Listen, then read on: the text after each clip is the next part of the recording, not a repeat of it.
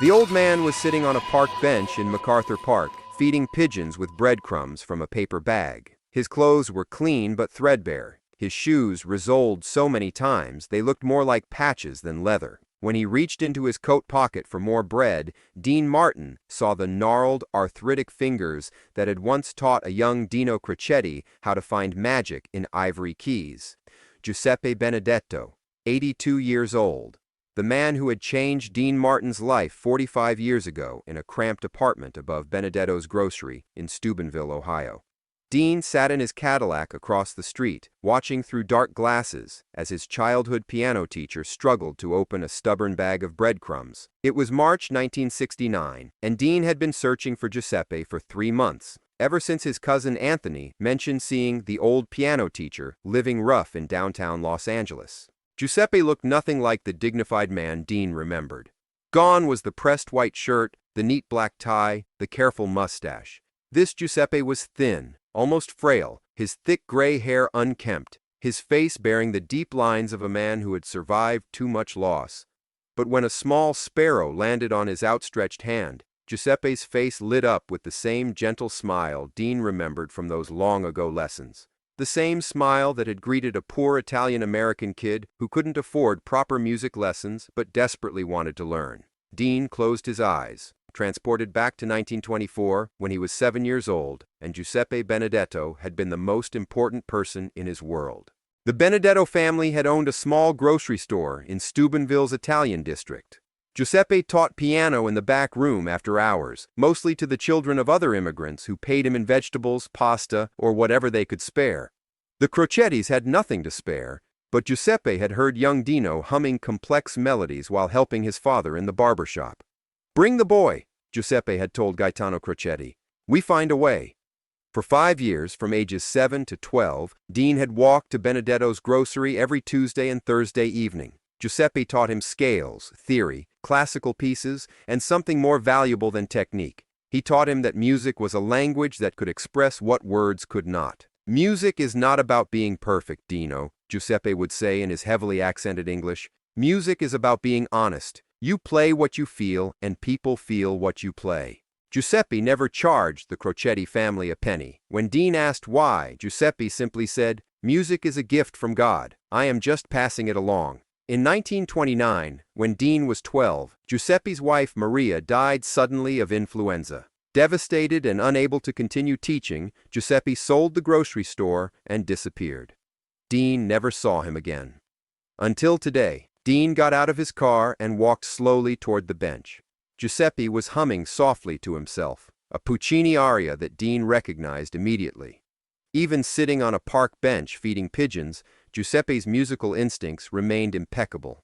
"Excuse me," Dean said gently, sitting on the other end of the bench.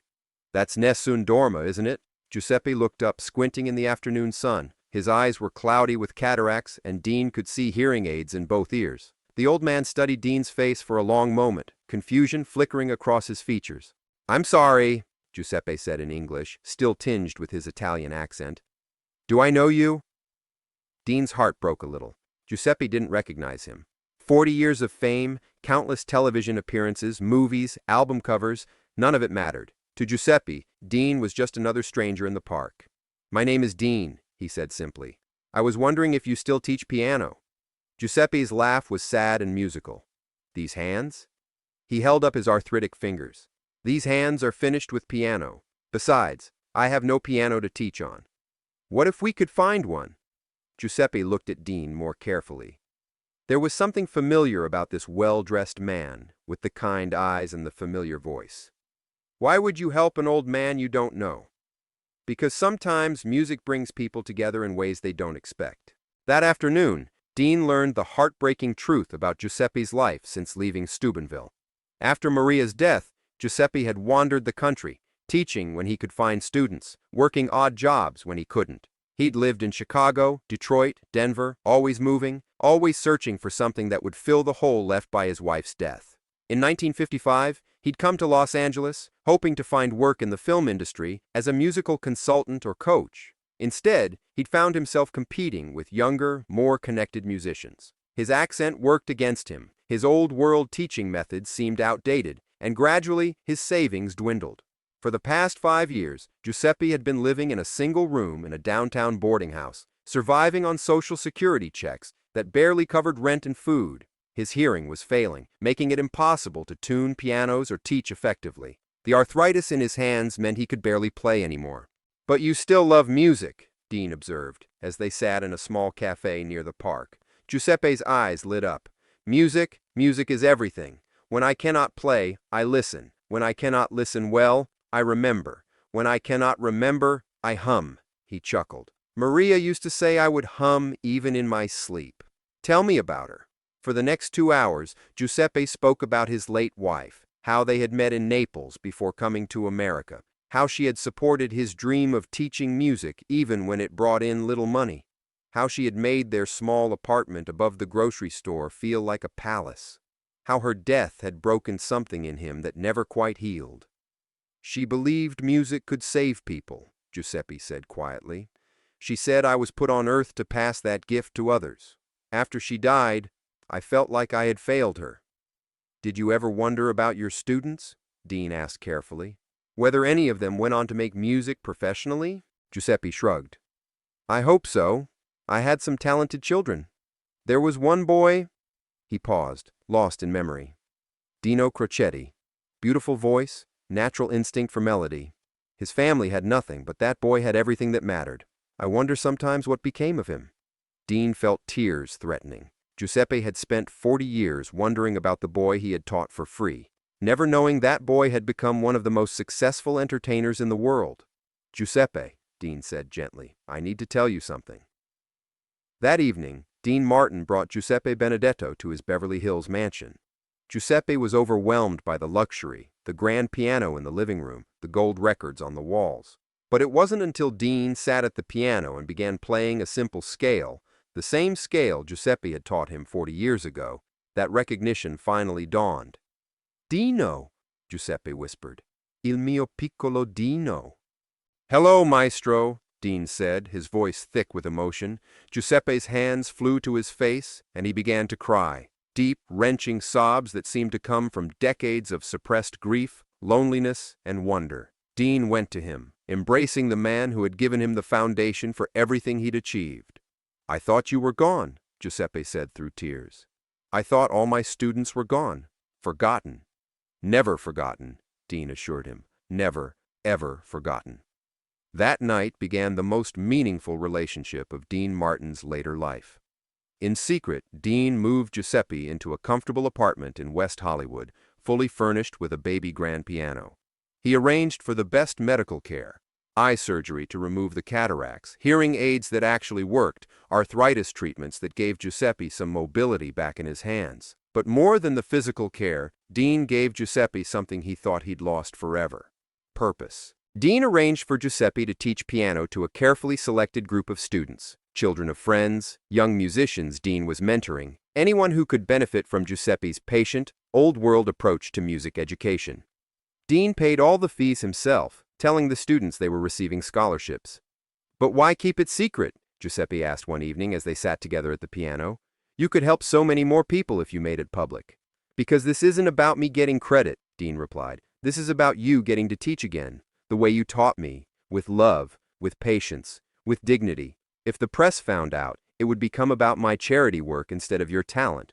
Giuseppe's health improved dramatically with proper care, good food, and renewed purpose. His hearing wasn't perfect, but it was functional. His arthritis still limited his playing, but he could demonstrate techniques and hear the subtle differences in his students' touch. Most importantly, his spirit was reborn. Dean visited every Thursday evening, the same day of the week he had once walked to Benedetto's grocery as a child. Sometimes they played together, Giuseppe's weathered hands guiding Dean through pieces he'd forgotten. Sometimes they just talked about music, about life, about the students Giuseppe was now teaching. "You know what I learned from you?"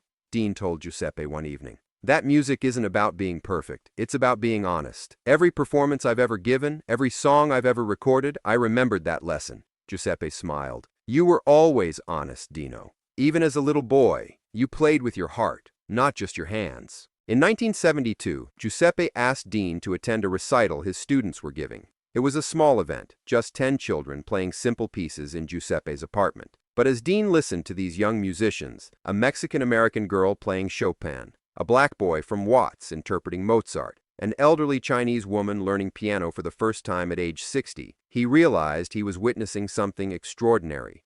Giuseppe had recreated what he'd done in Steubenville, bringing music to people who might otherwise never have had the chance. The children paid what they could afford, which was often nothing. Giuseppe taught them all with the same patience and dignity he'd shown young Dino Crocetti. "This is your legacy," Dean told Giuseppe after the recital. "Not just the famous student you taught, but all the others, all the people whose lives you've touched through music." Giuseppe was quiet for a moment. "Maria would have loved this," he said finally. "She would have loved to see music bringing people together again." Giuseppe Benedetto lived until 1978, teaching piano until just weeks before his death at age 91. He never knew that Dean Martin had quietly established a foundation that continued funding music education for low-income students long after Giuseppe was gone. The Giuseppe Benedetto Music Foundation operated in complete anonymity, with Dean's involvement known only to his lawyers and accountants. When Giuseppe died peacefully in his sleep, Dean was the only one at his bedside. The old maestro's last words were about music. "The melody continues, Dino. Even when we cannot hear it anymore, the melody continues." Giuseppe's funeral was small and private. Only Dean, a few of Giuseppe's students, and the priest who had given him last rites attended, but Dean made sure Giuseppe was buried next to his beloved Maria in a beautiful cemetery with a headstone that read, "Giuseppe Benedetto, teacher, husband, the melody continues." Dean never spoke publicly about Giuseppe or their reunited friendship. When interviewers asked about his musical influences, he would mention various famous entertainers and composers, but never the elderly Italian man who had given him his foundation. The only people who knew the truth were the students Giuseppe had taught during his final years. Many of them went on to become professional musicians, music teachers, or simply people who carried the gift of music into their own families. They formed an informal network, supporting each other's careers and maintaining Giuseppe's philosophy of music as a universal language of humanity. In 1985, one of Giuseppe's former students, Maria Gonzalez, became the first member of her family to attend college, studying music education at UCLA on a scholarship from an anonymous foundation. She never knew that Dean Martin had personally reviewed her application, or that her scholarship was funded by the man Giuseppe had called Il mio piccolo Dino. When Dean Martin died in 1995, the funeral was attended by Hollywood royalty and thousands of fans, but also present, sitting quietly in the back, was a group of musicians of all ages who shared one thing in common. They had all studied with Giuseppe Benedetto during his final years in Los Angeles. After the service, Maria Gonzalez, now a high school music teacher herself, approached Dean's daughter Diana with a story about her piano teacher Giuseppe and a mysterious benefactor who had supported his work. "Your father never said anything about knowing our teacher," Maria said. "But Giuseppe always told us that his most successful student had become famous but never forgotten where he came from. He said that student had learned the most important lesson, that true success means lifting others up." Diana Martin listened with tears in her eyes, finally understanding why her father had always been so passionate about music education funding, why he had quietly supported so many scholarship programs over the years. "My father never talked about Giuseppe Benedetto," Diana said. "But now I understand why he always said that the best teachers are the ones who teach you to surpass them." Today, the Giuseppe Benedetto Music Foundation continues to provide scholarships and instrument grants to students who might otherwise never have access to music education. The foundation operates exactly as Dean Martin designed it, in complete anonymity, focusing entirely on Giuseppe's teaching philosophy rather than the celebrity connection. In the foundation's files, there's a letter Dean wrote shortly before his death, intended to be read only by future board members. "Giuseppe Benedetto taught me more than music. He taught me that gifts are meant to be shared, that learning never stops, and that the greatest success is not what you achieve, but what you inspire in others." This foundation exists not because Dean Martin was successful, but because Giuseppe Benedetto was great. Honor his memory by continuing his work, bringing music to those who need it most, without fanfare, without credit, simply because it's right. Every year on Giuseppe's birthday, someone places fresh flowers on his grave in Los Angeles. The card is never signed, but it always contains the same message. The melody continues. Il tuo piccolo Dino. The story of Dean Martin and Giuseppe Benedetto reminds us that sometimes our greatest teachers are the ones the world never celebrates. Sometimes the most important relationships are between people separated by decades and social status, connected only by the universal language of music and mutual respect. Giuseppe never became famous. His name appears in no music history books, but his influence rippled through decades, touching not only Dean Martin, but hundreds of other students who learned from him that music is not about perfection. It's about honesty, generosity, and the courage to share your gifts with others. Dean Martin's career brought him wealth, fame, and adulation. But his friendship with Giuseppe Benedetto brought him something more valuable: the opportunity to honor the man who had seen potential in a poor Italian-American boy and nurtured it without expecting anything in return. In the end, the greatest performance of Dean Martin's life might have been the one nobody saw, sitting at a piano with his elderly teacher, playing the simple scales they had practiced together 40 years earlier, proving that some bonds transcend time, circumstance, and even recognition. The melody continues indeed. In every student Giuseppe taught, in every scholarship the foundation provides, in every young musician who learns that success means lifting others up rather than just rising above them. Sometimes the most important music is played not on stage, but in small apartments and community centers, by teachers who care more about their students' growth than their own recognition. Sometimes the greatest gift we can receive is the chance to honor those who shaped us before the world knew our names. And sometimes, if we're very lucky, we get the opportunity to be the kind of student our best teachers always believed we could become.